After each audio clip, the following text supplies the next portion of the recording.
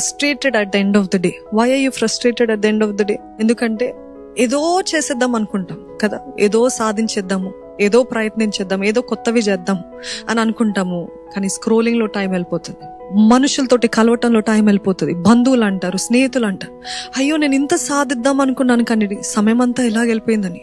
రాత్రి వచ్చేసరికి frustration, what have I done with my day, what have I done, ఏం చేయలేకపోయామని బాధపడుతూ ఉంటాం. కానీ నేను ఒకటి చెప్పగలుగుతాను, ఏంటి తెలుసా అండి, మొదటి సమయము దేవునితో గడిపినప్పుడు, లేచిన వెంటనే దేవునితోటి సమయం గడిపినప్పుడు ఆ దినమంతా నిశ్చయంగా దేవుడు ఆశీర్వదిస్తాడు. ఎన్నో చేయడానికి మీరు మీ సాయశక్తుల మీ సొంత బలంతో ప్రయత్నించినప్పుడు అన్ని ఫెయిల్యూర్ చూస్తారు. కానీ ఎప్పుడైతే ఆ మొదటి భాగము, దినములో ఉన్న మొదటి భాగము దేవునికి ఇచ్చినట్లయితే దినమంతా కూడా దేవుడు ఆశీర్వాదం ఇస్తాడు.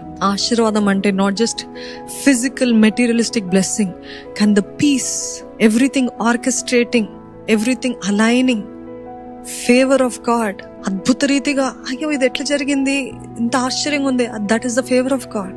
బికాజ్ నన్ను ఘనపరిచే వారిని నేను ఘనపరుస్తా అన్నాడు. మీరు మీ సమయంతో మొదట దేవుణ్ణి ఘనపరిచినట్లయితే మిగతావన్నీ కూడా he will make everything align at the right time.